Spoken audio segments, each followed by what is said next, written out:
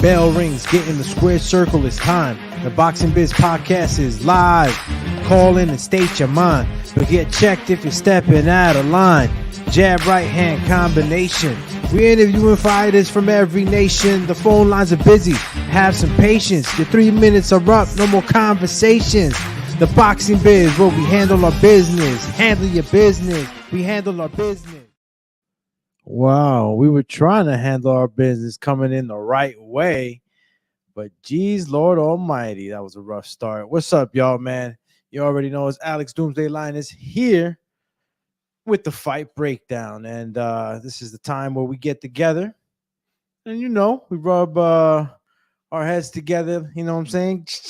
Try to make something out of it. We got Jermaine Franklin taking on the man himself, Anthony Joshua. And I got to say, I'm always excited when Anthony Joshua was in the ring. Some people are writing him off. I don't want to talk too much about that because I don't agree, right? He lost twice to the same guy.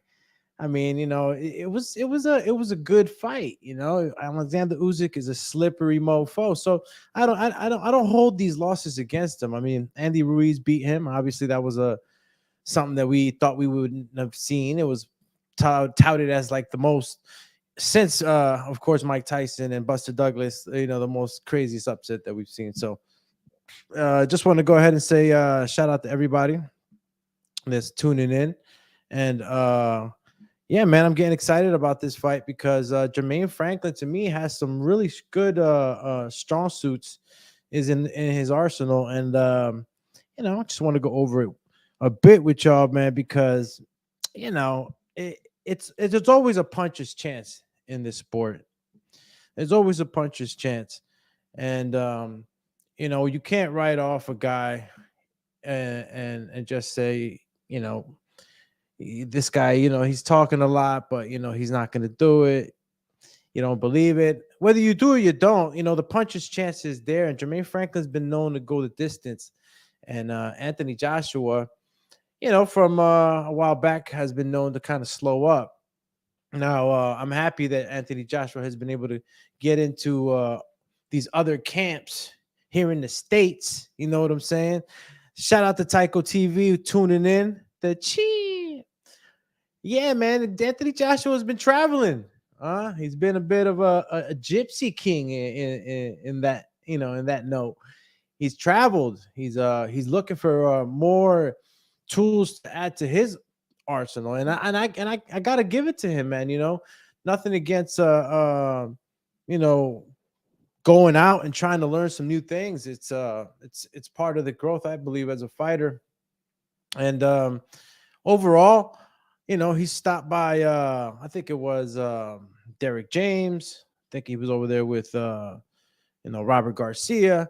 So he's been with some good people, man, and even somewhere I think he maybe I'm not sure. I think he might have stopped by Capotillo's, but it slips my mind. Shout out to Capotillo's gym. Yeah, man, Team Batman Boxing. Salute to you, champion. I'm excited about the fight, man. We're gonna try to get in here and do a fight breakdown.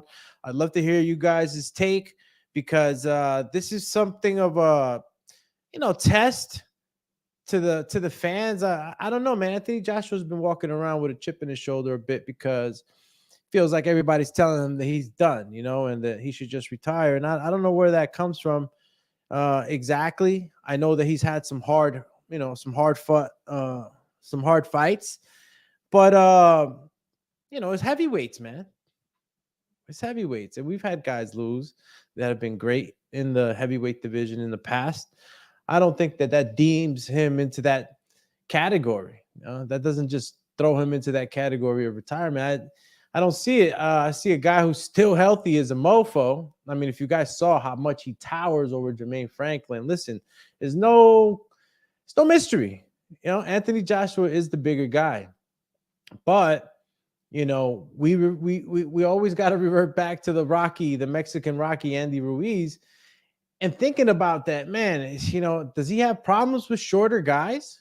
Usyk is a smaller guy. He was able to, kind of get in and out of there. So my concerns is more of the gas tank for Anthony Joshua, man. He's in there with a guy that's constantly going. the full rounds. Whatever you throw at Jermaine Franklin, he's gonna give it to you to the very end. And even in that Dylan White fight, some might have voted against that. And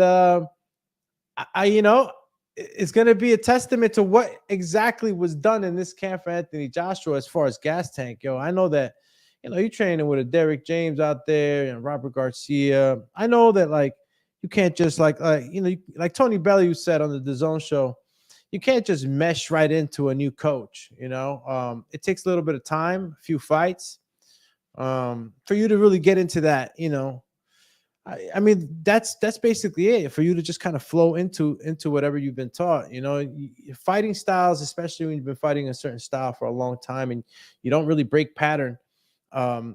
It's I'm not saying it's impossible, but it takes a little bit of time for a transition in styles.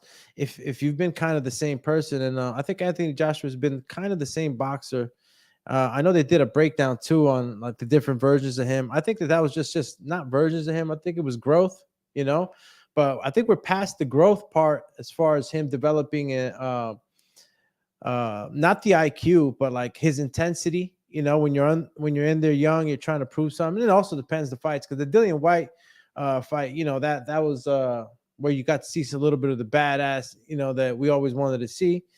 We're used to seeing Anthony Joshua real proper, but that fight, kind of showed a different face. But I think in IQ, man, you could keep developing IQ, and obviously he's not fighting the way he was in Dillian White, especially after that knockout. Knockout does something new. Oh, shout out to Robert the Genius, LFG champ. You have to go over here, man. I gotta show the champs out there. All right. Matter of fact, I hit him with a star. Tycho, shout out to you, champ. You always tuning in. So yeah, going back to what I was saying, Jermaine Franklin definitely is in a position right now where he can capitalize time. I mean, I don't know where this will put him, obviously, you know what I'm saying?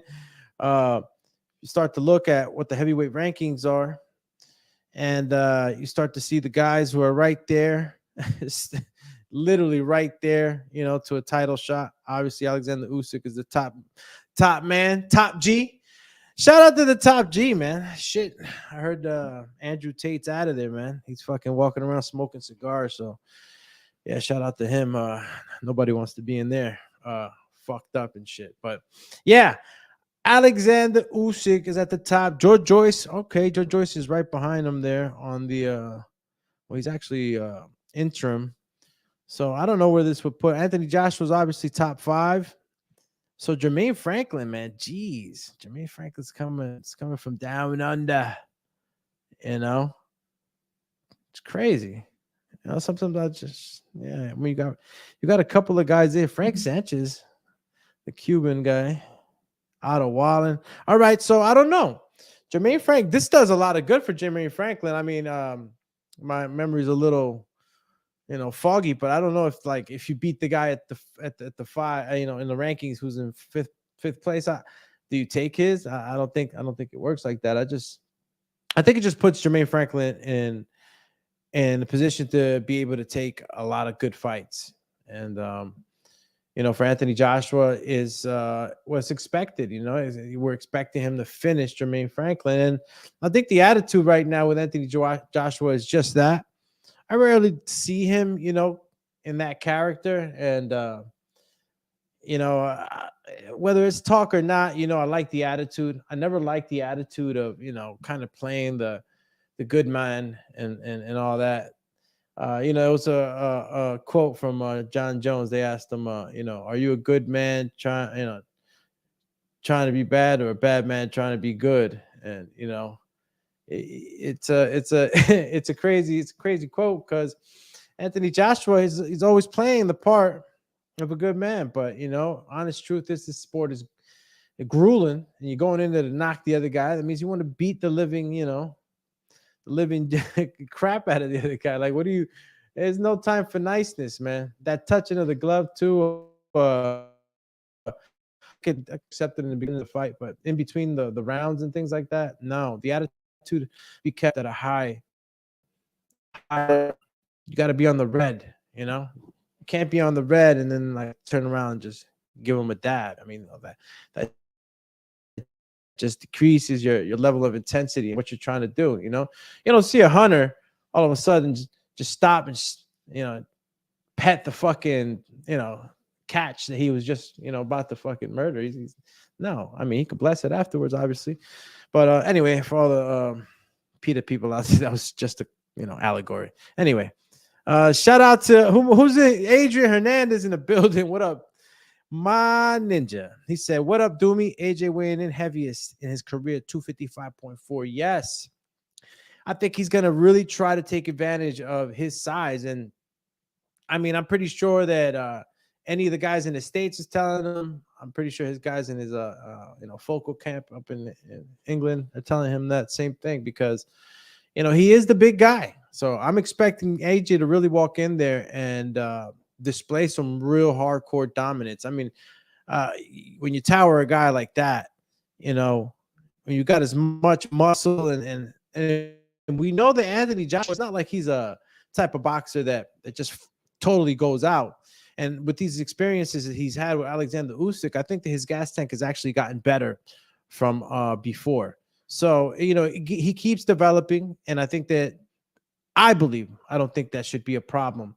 I mean, unless Jermaine Franklin decides that he's going to set the pace and he's going to keep pushing Anthony Joshua. And I mean, if Anthony Joshua can't keep a Jermaine Franklin back, I just don't know what's not what to say, but like I just don't know where in what position AJ gets into where he can't push back. Perfect example, Tyson Fury. First fight with Deontay, he weighed what he weighed, came in the next fights, and he was super heavy, much bigger, and these are real advantages. Shout out to Life is On. Champ. Yo, man, the team is on. Hold up, champion. Gotta show love to Team Batman. Always coming through. But yeah, man, if you guys are listening right now, I'd like to hear your take. I will be opening up the phone lines, obviously, and letting you guys call in. And if you think that Jermaine Franklin's might catch this dub, then why not call in and tell me why? And if you don't want to tell me why, there might be another guy that's rooting for Anthony Joshua that's going to tell you that you're full of cocky. So I got this new segment on the show, and if you guys want to participate in it, obviously I think it's the second time we actually have it on the show. And I go ahead and just hit you guys with the with the promo. But yeah, this is when two callers call in and try to convince us, the listeners, on why their pick is the right choice. So each caller gets 1 minute round to tell us why, let's say, an Anthony Joshua is going to win. And then the opposing fighter is going to do the same. The opposing caller will be, stating his piece for Jermaine Franklin, and that's a 1 minute round for him. And then we decide on a poll on the chat here on the YouTube chat. We'll decide on the poll who is the winner and why you think that they're right. I mean, obviously, there's a lot of favorites going on this fight, so I don't expect too many Jermaine Franklins to call. I mean, maybe I'm wrong, but I'm pretty sure Vegas says that Anthony Joshua is the favorite. I'm gonna go ahead and go click on the promo just to let you guys see what I'm talking about. Right? Shout out again to Team Batman, and yeah, here's the clip.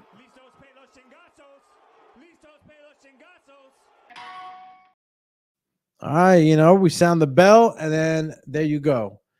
Caller versus caller. So phone lines will be opening up in a little bit. But before we do that, we're going to go ahead and continue to talk about the card, talk about Anthony Joshua, talk about Jermaine Franklin, and the event in the O2 Arena. I mean, look, when you're out there in the O2 Arena, they do it right across the pond. Shout out to White Collar Boxing. The Dumatron's been actually working out a lot, man. Again, in the boxing gym, and I'm feeling great, bro. I did 6 rounds of sparring just yesterday, bro. I'm feeling like an animal, I don't even remember the last time I actually sparred 6 rounds. I didn't even do that before. I don't know if it's with the new chiropractor I'm seeing. Shout out to Dr. Alex, man, A&W chiropractor in Cranford. I'm feeling different. I feel like I got more energy.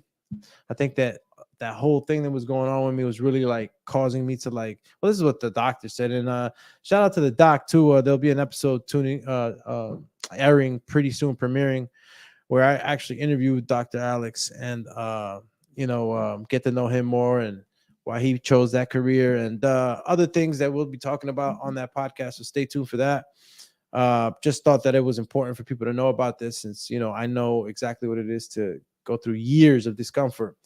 But yeah, stay tuned for that. I'll be posting on the community page for you guys to see when it's airing. But yeah, man, shout out again to everybody that's tuning in. We're gonna go ahead and talk about the card. You got my man Austin Williams.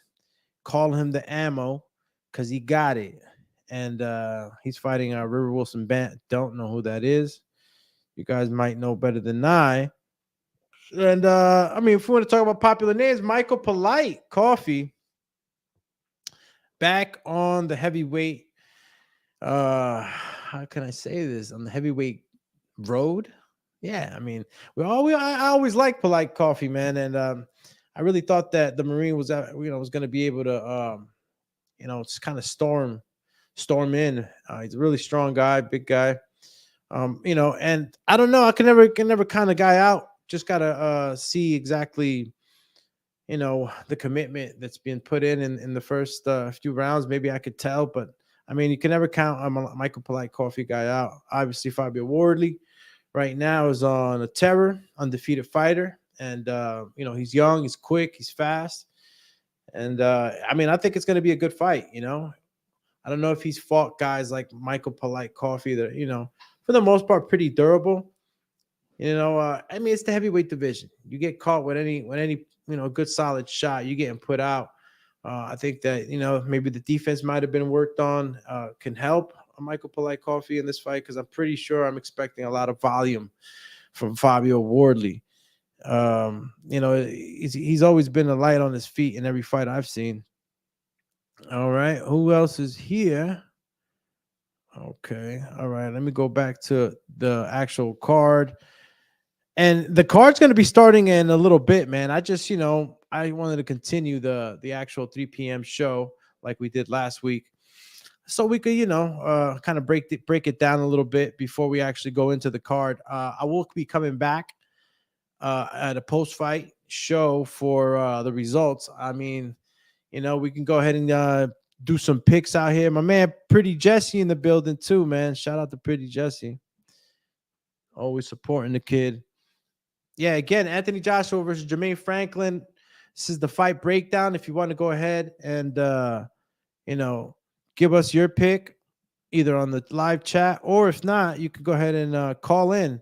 Going to be opening up the phone lines in a few minutes. And you go ahead and go in the booth with whoever, right? I mean, look, I say there might not be too many Jermaine Franklin supporters, but maybe I'm wrong, right? I don't know. Shoot the one in the booth.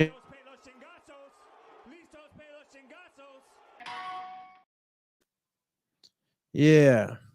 All right, so go back to the comment section. All right, Tycho TV says AJ should win this fight rather easily. All right, so see, I think that's the norm.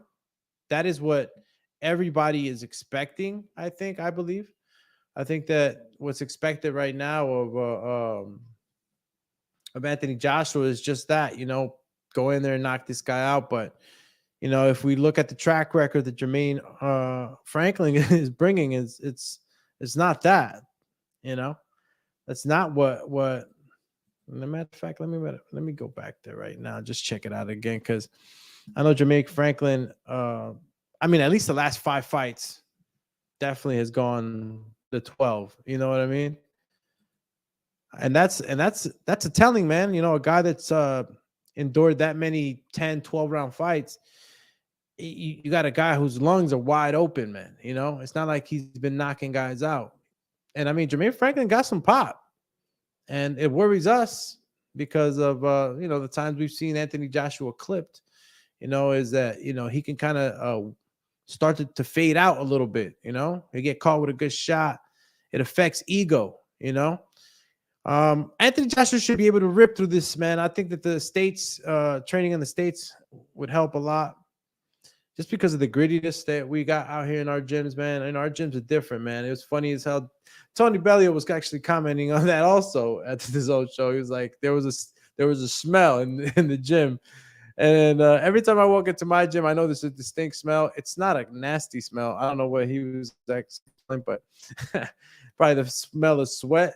But yeah, man, it's a certain grittiness, man, that we got out here in these gyms. And I think that if he's able to adopt some of that grittiness, he can go in there and, fight through any punches that maybe landed on him. There's always that one hit or quitter that can land at any second. And that's the scary part, because this is the heavyweight division. And I think we put a lot of pressure on Anthony Joshua, but if he doesn't put it on himself, he should be just fine. He's a bigger guy. He's just got to be confident in himself that he is that big guy. He's got to believe he's the big guy. Who's back on here? JD Blanca. Chee. All right. Tycho TV was saying, I think AJ is right. If he can beat this guy, retirement is appropriate. Man, where's my sound bites at, champ? I can't believe he just said that, dog. He said he got to retire. Even I still wouldn't say he got to retire after Jermaine. I mean, he could retire on top, but like he's still good. I don't know how he would lose. Like if he loses like a real crazy 12-round fight. I mean, look, all right, let me ask the question now. Where do you guys, do you guys consider Jermaine Franklin a formidable opponent? Sometimes we latch on to the spectacle that is a career like Anthony Joshua's. It's hard to kind of outlive or kind of dime down or dumb down from that. And it's crazy because a loss does affect somebody, especially at his magnitude and his level. But I think as a fighter, I think he got it still, man. Even if he was to go like a 12-rounder with Jermaine Franklin and lose a close decision, I'd have to see what kind of Jermaine Franklin shows up. If we got a real dog, and he's proven it. My man Jermaine's proven it. He's proven it time and time again. Look, Dillian White, 12 rounds. You know what I'm saying? He had that Rondy Moore fight, KO'd the dude. All right. Something in between, right? 10-10 on what? My man Pavel. 10. Okay. It just keeps going. 10, 10, 10. Jerry Forrest, 10. Right up Booker, 10, 10, 8, 10. Your man's durable. Yeah, man, don't count him out. Jermaine Franklin's a durable dude, bro. He's a long distance runner. Let me see what else is going on here. All right, JD Blanca said Derrick James might turn AJ into a monster. I believe it. I think the style of Derrick James is actually pretty good for an AJ, because AJ's already, not that he's like a robot, but he's real proper in his stance, his traditional stance at least. He was a little bit more loose when he fought Alexander Usyk the second time, but yeah, man, this style for him is the one. I think, when I look at Errol Spence Jr. and I see the way he moves, and he's very methodical. He's not, and I don't mean that in a bad way, he just does everything so right. But when he's attacking you, it's just that overwhelming volume, and he keeps his form. He's just coming at you the same way, bam, bam, bam, bam, bam, tearing up the body, bringing it up top. And that style that he has, it's not too herky jerky at all. It's not too much movement. Like Sean Porter moves a lot too. I always, set Sean Porter as a top example of moving in the ring, but not that much movement as much as a Sean Porter, and that's just right, because you can conserve a little more energy, obviously, and it's effective. It's effective. You don't gotta learn too much of crazy movements and all that. You just basics. And when I see Derrick James on the pads, man, listen, I've taken a lot from Derrick James into when I'm trying to coach these guys. His pad work is pretty good. It works the ring pretty good, cover all aspects of the ring, all corners and crooks, and you're able to cut the ring off. He teaches that well too. So let's see though, man. We all saw what happened to Deontay Wilder. We thought that he was going to be able to come in and show us certain things in the beginning. Gosh, man, having a boxing fog right now. It slips my mind. Who he's training with right now. Tycho TV, who is Deontay Wilder training with right now, man. He's been his trainer for the last couple of fights. But I don't think that that's a perfect example of how much time it takes to transition into a new style, to teach an old dog tricks. Go back to Tycho TV, said AJ did look different at face off. He looked aggressive. Usually he's gully and goofy. This time he was locked in. Exactly. That's what it is. This would be the 3 losses in a row, champion. Yo, so 3 losses in a row and you're gone. You know, I always use Tevin Farmer as a perfect example, man. You know, I think Tev had a few losses, man. And he came back and became champ. So I don't know, you know. Slightly different story, because the thing is that we're holding AJ to the, you know, we're holding him he was at the top already. So we're holding that aura on him, you know. It's like, that's it. You lost 3 times, you're done. And I don't think that's right. Excuse me, guys. Get some agüita. Yeah, Malik Scott, man. Damn, thank you, Tycho TV, man. It's Malik Scott. So Malik Scott right now, if you really think about it, you know, has had a couple years now with Deontay Wilder. And I actually put up a post on the IG. If you're not following it, follow me on IG, Alex_Doomsday_LAINEZ. And I put a post on there, and you know, damn, I actually did I? Yeah, I did end up posting it. Hold on, guys, my dog is messing with me right here on the table. Hold on, can't. All right, call him, take him outside. All right, check it, man. I'm gonna open up the phone lines right now, and anybody that want to call in, you already know the phone lines are open. 1-856. 624-3369. You could call landline, satellite phone, whatever. We're gonna open up the phone lines for a bit and see what you guys got to say. If not, I got to get ready for the post show later. I got food, I got to eat, and all that. I got to get ready for this early fight, man. It's crazy, man. When we're in London, you know, the fights are always early for us. It's pretty cool in one way, because obviously these fights sometimes here in the States go into like 1 in the morning. You know, it gets crazy. But we're getting an early show, 5:41. Again, the phone lines are open, 1-856-624-3369. We're talking Jermaine Franklin versus Anthony Joshua. That's it, the heavyweight title. No way. No titles on this guy. For the heavyweight, maybe, I mean, nobody gets a title shot after this. I think this is just supposed to be like a touch-up fight for AJ, quote, because I definitely don't believe that shit. I think this is going to be a tough fight. Go back to the actual, okay, Arlindo da Silva, Farias Neto says Brazil. Hello, Arlindo Neto. Arlindo Neto, muito obrigado, meu irmão. Você gusta boxeo? That shit gonna be a banger. Bro, we got Robsy versus Dogbait tonight on ESPN. Yeah, damn, that's right. Well, you know, this is mainly Anthony Joshua, Jermaine Franklin breakdown, but yeah, you're right. Isaac Dogbait and your man Robsy's gonna. I mean, honestly, dude, Robsy's been on the terror. I like Isaac Dogbait, obviously, you know what I mean? He's very, very fast and puts out a lot of volume. But I don't know, man. I think he gets caught. I should put that post up, man. That's a crazy one. It is going down on ESPN. There's a lot of boxing going on. I'm going to regroup. But again, the phone lines are open. Let me see. Anybody here? How can I help you today? What's up with this? All right, 1-856-624-3369. If you want to call in, go in a booth, go one-on-one with another caller, let me know, hit me up. If not, we're going to get out of here. We're going to make this a fast one because 5:41, the card starts. So get ready. Get your chips. It's Saturday. You know what I'm saying? Whatever you're going to drink. Either you're drinking iced tea or whatever, whatever you drink, you get it ready, man, because we're going to be in for a good night of boxing. All right.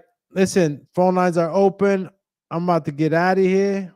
1-856-624-3369. All right, guys. Listen, I don't know if I've missed anybody else on this card, right? Because I know that there's a couple of people on the card that might be of interest to you guys. I mean, Austin Williams obviously is one of the guys I want to see. I think that this fight's going to be a good fight for Austin Williams. The other guy looked at like he was in shape. Let me see, what do we got? Boom. All right, we're out of here, guys. This was another quick fight breakdown. Pretty much quick because obviously AJ is one big favorite in the Vegas odds. Obviously, a lot of us believe that this is just a return fight, but I think that this will be a good fight nonetheless. Jermaine Franklin, a formidable opponent, in my opinion. We're going to go ahead and, tune back in when the Anthony Joshua bout is over. I'll be here for a post-fight, and we'll talk about what happened. I mean, right now, I think that Anthony Joshua should secure the bag with this one. Maybe I say he gets a win in the 8th round. But before that, I don't see it. I think that Jermaine Franklin is very, very durable. Unless he gets caught with a huge shot, I think that Jermaine Franklin is going to be giving him problems from 1 through 8. We'll see then. Tune back in with us here on the Boxing Biz YouTube channel. Follow us on IG. That's The Boxing Biz, THEBOXINGBIZ. That's The Boxing Biz. Also, if you're on Facebook, follow us on Facebook.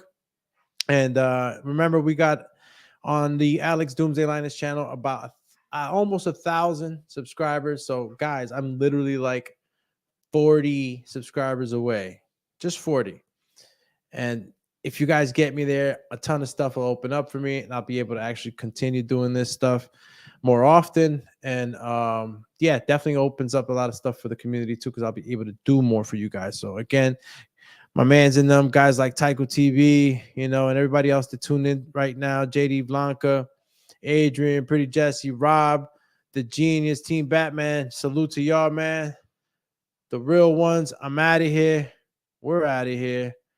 This is the Boxing Biz coming to you live and direct from YouTube on both the channels. Alex Doomsday Linus. Yeah, we out of here. Cheers.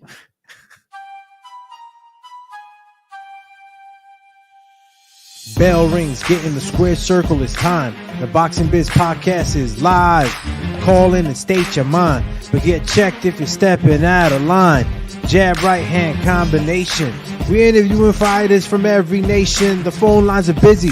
Have some patience. Your 3 minutes are up. No more conversations. The Boxing Biz, where we handle our business. Handle your business. We handle our business.